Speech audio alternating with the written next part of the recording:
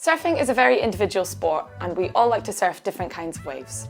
The waves that I like to surf might be very different to the waves that you like to surf, for example. So it's really important that we know how to make an assessment of a beach or a wave for ourselves and decide where we want to surf for our own surfing ability. So in this video, we're going to talk you through the whole thing, how to research a surf spot from the internet or from reading books, how to use online tools like Surfline to help you make an assessment of a wave, or actually when you're there looking at the beach, how to decide whether that's the wave for you to surf or not.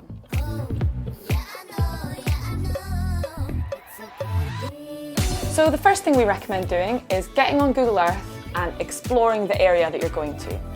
This is really good because it'll just show you the lay of the land and show you where all the beaches are situated, and it might even just make you excited to go and explore this new area. It can also be really helpful because it will show you which direction is offshore, so when the wind is blowing from the land to the sea, which is favourable for surfing. And it can also show you helpful things like where to park your car and how you might be able to access the beach. But it's just good to get that first look at the beach you're going to and just get excited about it. So the next step, we have looked at the beaches we want to surf on Google Earth and we know where they are.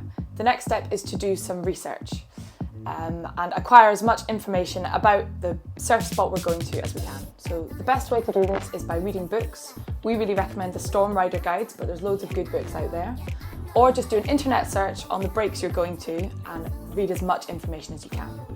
Now there are 4 main pieces of information that we think you should get about the beach you're surfing before you get in the sea. The first thing that you're going to want to check when you're doing your research on your break is the wave suitable for you?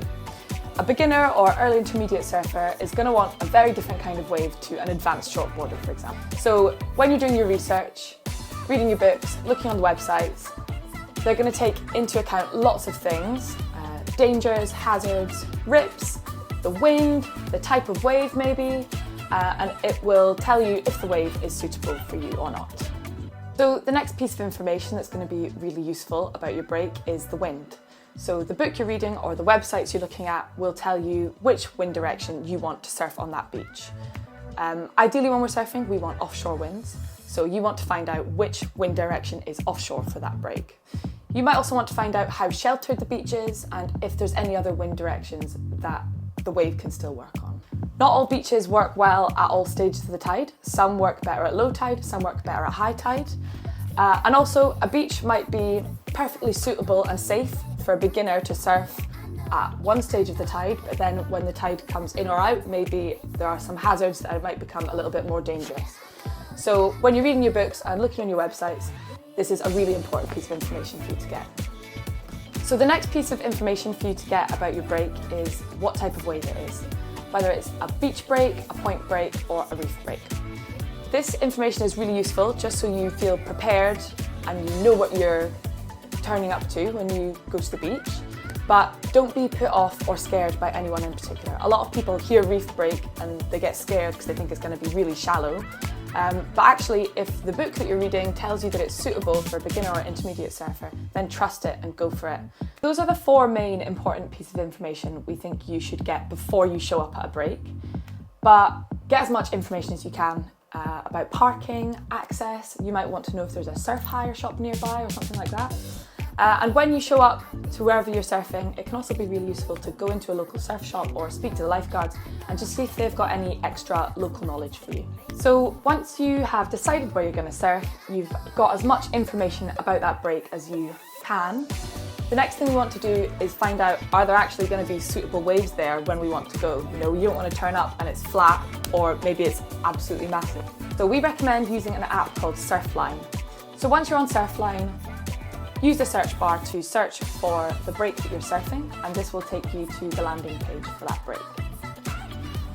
Once you get onto this page, you might be lucky enough that the beach you're looking at has a surf cam, so you can see a live video of what the waves look like.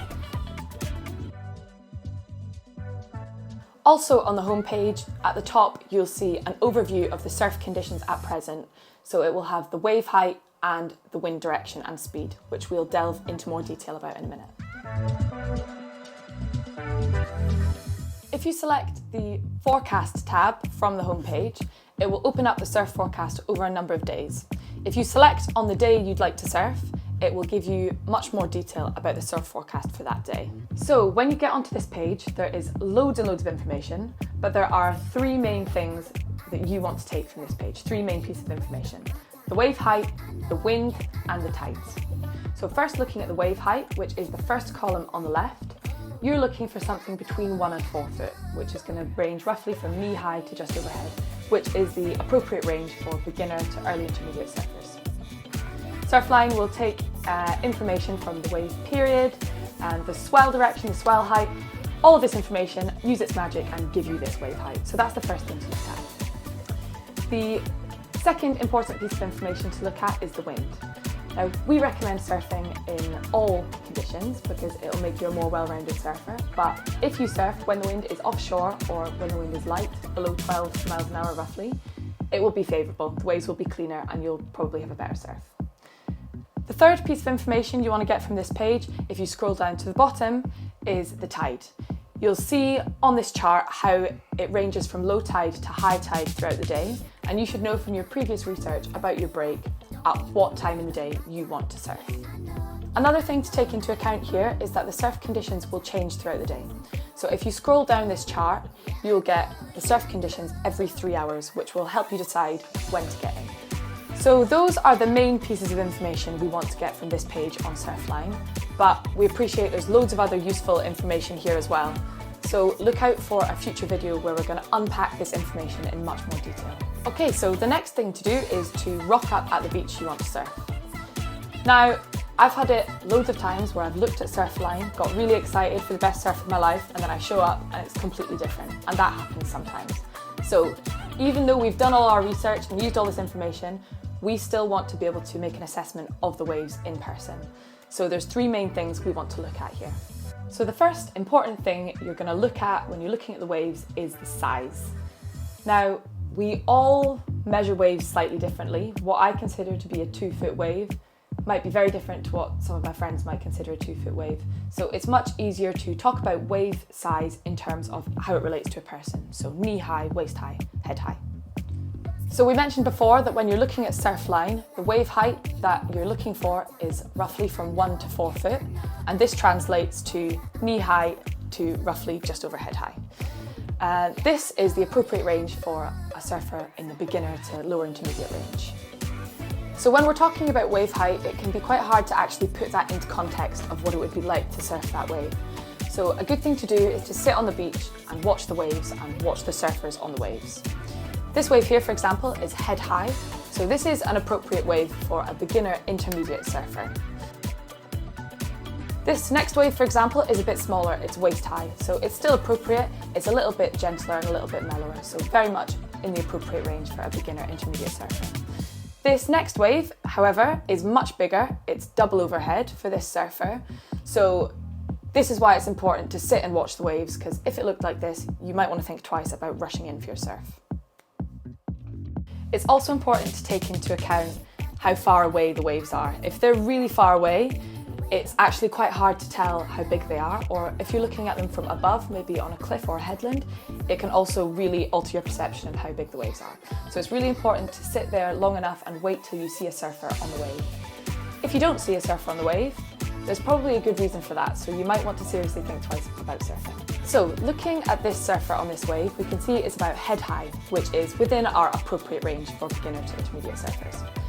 However, there's something else we need to take into account, which is the type of wave and how powerful it is. So even though this wave is head high, we can see it's very hollow, it's really throwing out, and it's almost making a small barrel over the surfer, which might mean that it actually might not be appropriate for us to surf. So we want to look at whether the face of the wave is hollow or flat. A hollow wave will be concaved and it may throw out as it breaks. They'll be faster breaking, they'll be more powerful, and they'll be harder to take off and harder to surf. A flat wave has a mellower face, they might be slightly fatter, and when the wave breaks, it'll just crumble and break more slowly and gently. Now, as your surfing progresses, you might want to look for a middle ground. Something that's not too fat and slow, but also something that's not super hollow and barreling. You might just want something with a nice deep face that you can progress and learn to turn on, but it's not going to be super intimidating and fast. The next thing we're looking at when we're looking at our waves is the wave shape. Is the wave peeling or is it just closing out? Closing out is when the whole wave face breaks at the same time, and we don't want to surf this because we don't have any kind of a face to surf along. If we are a beginner surfer and we're in the whitewater, it doesn't matter too much because you can still have loads of fun catching those white waves after they've broken. But if you're progressing and surfing out back, you want a wave that is peeling so that you have lots of lovely green face to play with. You can see that this surfer here is on a right-hand wave. She's got the whole wave face open in front of her and it peels along and she's having a lovely time. So what is the perfect wave? Well, the answer is there isn't really one. Surfing is such an individual experience. We all have different preferences on what we look for when we look at the waves. But this one here is a pretty good all-round example. It's head high, it's not too hollow, it's peeling nice and slowly, and it's pretty suitable for a broad range of surfers. So I would consider this to be a pretty perfect wave, but again, it's such a subjective experience. Now, as you start to surf more and more, you'll begin to develop an understanding of what conditions work for you. Hopefully in the future, you won't need to use this video, you can just do all your forecasting and wave reading yourselves. But we hope you found this video useful. If you did, please like and subscribe, and we look forward to seeing you next time. Bye bye! For more surf tutorials, product reviews and lifestyle videos, hit the like and subscribe button, and for all information on our international trips and coaching weekends, visit the website womanawavesociety.com.